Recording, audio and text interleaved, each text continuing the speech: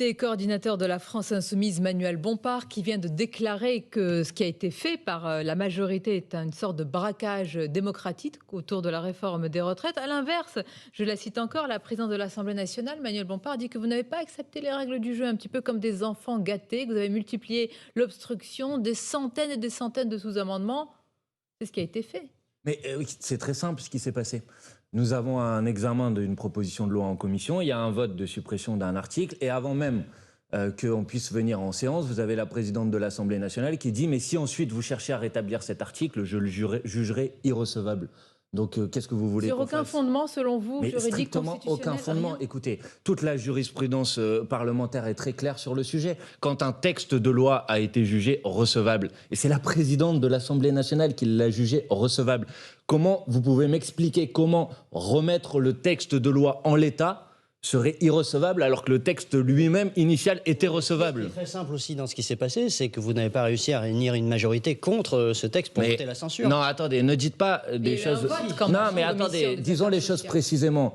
Il y a eu un vote en commission, vous le savez. Ça compte? Oui, mais un vote, d'accord, ça compte, mais un vote en commission, c'est pas un vote dans l'hémicycle de l'Assemblée nationale. Et pour une raison très simple, Sonia Mabrouk, et vous le savez très bien, c'est que la commission n'était pas à l'image de l'hémicycle complet, notamment parce que les députés, les Républicains, avaient changé 2 personnes, 2 députés.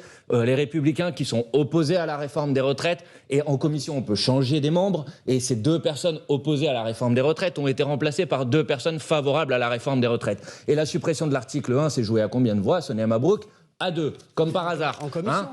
En commission. Donc en hémicycle, il y aura un vote. Et il faut qu'il y ait un vote jeudi. Et si la présidente de l'Assemblée nationale ne veut pas permettre qu'il y ait un vote jeudi, elle va prendre une très lourde responsabilité. Et pour qu'elle ne prenne pas cette très lourde responsabilité, moi j'appelle les personnes qui nous écoutent à se mobiliser. Notamment, il y a une journée de manifestation mardi, parce que plus on sera nombreux dans la rue mardi, et moins elle pourra le faire. Qu'est-ce qui va se jouer le 6 juin, alors qu'on vient de parler des décrets quand même autour de cette réforme qui viennent d'être publiés au journal officiel? Il y a la leader de la CGT, Sophie Binet, qui vient de déclarer que rien n'est écrit d'avance. Mais qu'est-ce qui va se jouer encore? Je vous le dis, je pense qu'il faut augmenter encore le niveau de pression populaire.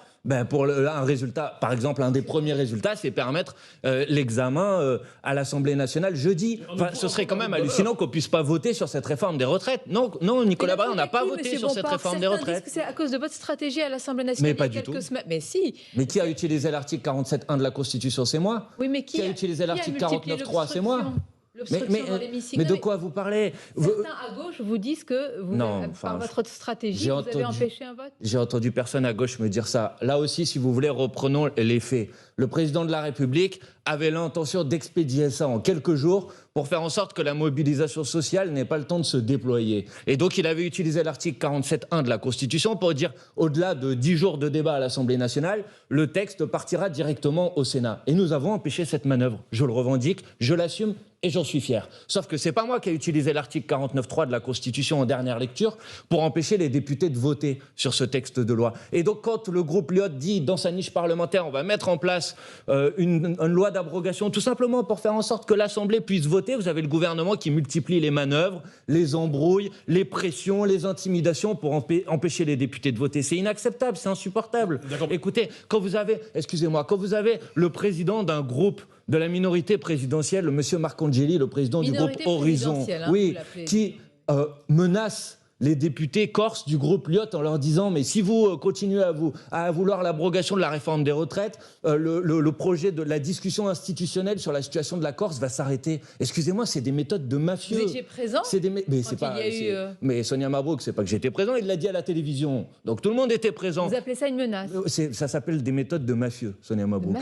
Quand vous commencez à dire si vous continuez à vous entêter là-dessus, il y a un sujet qui n'a rien à voir avec la réforme des retraites, qui est la situation institutionnelle de la Corse, ça va s'arrêter. Ou quand vous avez des membres de l'exécutif qui appellent des députés pour leur dire à l'hôpital dans ta circonscription, si tu continues à t'entêter sur la réforme des retraites. Donc il y a eu des pressions, des menaces, c'est inacceptable. Il faut que les députés puissent voter. Et ce que j'attends de la journée de manifestation de mardi, puisque c'était votre question, c'est qu'il y ait suffisamment de monde, qu'il y ait du monde, que ça fasse pression sur l'exécutif. 400-600 000 personnes de prévues. C'est déjà bien, selon le renseignement. Plus nombreux. Vous ne manquez pas d'énergie, vous ne manquez pas de combativité, mais convenez-vous que vous êtes rendu au moment du la route d'honneur. C'est-à-dire que la réforme risque de passer et la bataille se mènera autrement. Il y aura une colère qui va durer peut-être, mais cette séquence est terminée et la réforme des retraites va passer tout simplement. Vous êtes en train de faire le dernier tour de piste, mais monsieur arrêtez Bompard. de jeter comme ça en permanence de la désillusion, de la résignation. Vous n'y arriverez pas, c'est trop compliqué. Non, vous m'aurez pas à ça. Moi, est-ce que cette bataille peut se terminer sans que vous ne l'emportiez? Une possibilité de revenir sur la réforme des retraites, je continuerai à me battre et je suis sûr qu'il y a des centaines et des millions de personnes dans ce pays qui continueront à se battre. Et si à la fin du fin, ils nous empêchent de voter, si à la fin du fin, ils nous empêchent tout simplement de pouvoir nous exprimer librement, eh ben on continuera à se battre et aux prochaines élections, on défendra l'abrogation de la réforme des retraites et le retour à la retraite à 60 ans. Cette bataille, elle continuera tout le temps. Elle s'arrêtera jamais. Voilà, il faut que tout le monde comprenne ce message.